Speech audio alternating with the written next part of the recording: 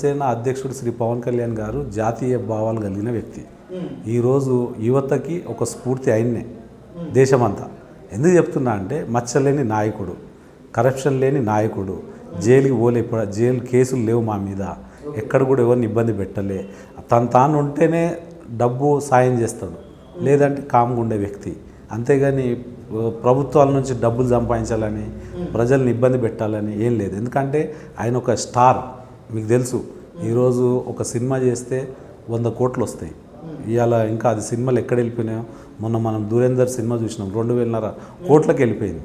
అంటే అటువంటి ఆ లెవెల్లో ఉన్న వ్యక్తి ప్రజలకి ఏదో చేద్దామని రావడం జరిగింది. పార్టీ పెట్టి అందరికీ న్యాయం జరిగింది. అన్ని రాష్ట్రాల రాజకీయాలతోటి, జాతీయ రాజకీయాలతో పోలిస్తే తెలంగాణ రాజకీయాలు డిఫరెంట్ ఉంటాయి కదా. నేను ఏమంటా అంటే తెలంగాణలో టీఆర్ఎస్ని ఆశీర్వదించినప్పుడు జనసేనని ఎందుకు ఆశీర్వదించరు? ఎందుకంటే జనసేనలో ఉన్న వాళ్ళంతా అనేది స్థానిక పార్టీ, స్థానిక నాయకులు స్థాపించిన పార్టీ. ఇక్కడ స్థానిక నాయకుల్ని నేను తప్పుపడతలేను. నిజంగా మీరు ఆ రోజు న్యాయం చేసి ఉంటే ఈరోజు కంటిన్యూ మీరే ఉండాలి, 3వ సారి కూడా మీరే గెలవాలి. 2 సార్లు మీరు గెలిచి ఎందుకు ఓడిపోయారు?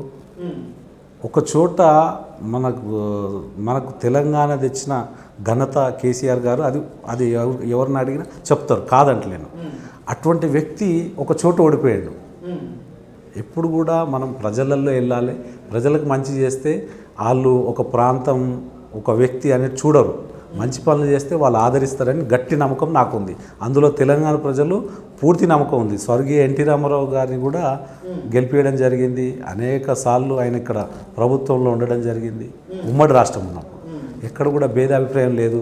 అందులోకి వెళ్ళి వచ్చిన వాళ్ళు శ్రీనివాస్ యాదవ్ గారు, ఎర్రబల్లి దయాకర్ రావు గారు, కేసీఆర్ గారు, అదేవిధంగా ఎవరు రేవంత్ రెడ్డి గారు, అనేక మంది టీడీపీ నుంచి వచ్చిన వాళ్ళే. వాళ్ళు స్వయంగా కొత్తగా పార్టీ పెట్టి వచ్చిన వాళ్ళు కాదు. మీరు అప్పుడు ఆలోచించాలి, మీరు ఏ పార్టీ నుంచి వచ్చారు. ఈరోజు చాలామంది మాట్లాడుతుంటారు, కేసీఆర్ గారు కూడా మాట్లాడుతుంటారు, మీ అనుభవం అంతా టీడీపీ. తెలంగాణ రాష్ట్రంలో ఏ పార్టీ అధికారంలో ఉన్నా కూడా తెలంగాణ ప్రజలకు అన్యాయం జరుగుతున్నప్పుడు, లేకపోతే తెలంగాణ ప్రజలు కానీ, నిరుద్యోగులు కానీ, రైతులు కానీ ఎవరైనా ఇబ్బందులు పడుతున్నప్పుడు ఒక ప్రతిపక్ష పార్టీగా జనసేన పార్టీ ఎక్కడ కూడా కనిపించలేదే. మీకు విషయం చెప్తా, నల్లమల్ల అడవుల్లో ఏదైతే యురేనియం తవ్వకాలు జరుగుతుంటే ఇప్పుడున్న రేవంత్ రెడ్డి గారు అప్పుడు నా పక్కకే కూర్చున్నారు. రౌండ్ టేబుల్ సమావేశం, కాంగ్రెస్ మిగతా కొంతమందిని మేధావులని పిలిచి ఆ ఒక్క మీటింగ్ పెట్టడం జరిగింది. ఆల్ పార్టీస్కి మేము ఇన్వైట్ చేసినాం. కొంతమంది అందులో పార్టిసిపేట్ చేసారు. ఆ రోజు అసెంబ్లీ జరుగుతుంది. అదే రోజు ఇమీడియట్గా ఈ యొక్క రౌండ్ టేబుల్ సమావేశం చూసి మధ్యాహ్నం 3:30-4 గంటలకి మేము ఎక్కడ కూడా తవ్వకాలకు అనుమతి ఇవ్వలేదని చెప్పి స్వయంగా అసెంబ్లీలోనే డిక్లేర్ చేయడం జరిగింది. డ్రగ్స్ మీద, గంజాయి మీద నేనే స్వయంగా ట్యాంక్ బండ్ మీద ఒక రోజు దీక్ష చేయడం జరిగింది. ఏ పార్టీ చేయలే. అదేవిధంగా ధర్నా చౌక్ గురించి ఆ రోజు సిపిఎం మమ్మల్ని మద్దతు అడిగితే నేను స్వయంగా ఒక 1000 మందితోటి అక్కడ వెళ్ళి లాఠీ దెబ్బలు కూడా నేను తిన్నా. అంటే మేము ఇటువంటి అంశాలు చేసాం. అదేవిధంగా ఇంటర్ విద్యార్థుల గురించి ఎవరు మాట్లాడలే. రౌండ్ టేబుల్ సమావేశం పెట్టినప్పుడు కోదండరాం గారితో పాటు నేనున్నా అనేకసార్లు అరెస్ట్ అయినా. ఆ ఇంటర్ విద్యార్థులు చనిపోయినప్పుడు ఆర్టీసీ నాయకులంతా, కార్మిక సంఘాలంతా జనసేన అధినేత శ్రీ పవన్ కళ్యాణ్ గారిని పార్టీ ఆఫీస్ ప్రశాసన్ నగర్లో రావడం జరిగింది, విన్నపించుకోవడం జరిగింది. అప్పుడు ఆయన కేసీఆర్ గారితో మాట్లాడాలని చాలా ప్రయత్నం చేశారు. కేశవరావు గారితో కూడా మాట్లాడడానికి ప్రయత్నం చేశారు. ఈ సమస్యని ముగించండి, లేకపోతే ఇబ్బందులు. తెలంగాణ రాష్ట్రంలో జనసేన పార్టీ పాగా వేయాలనుకోవడం వాస్తవమా కాదా? 100% బాగా వేస్తాం మేము.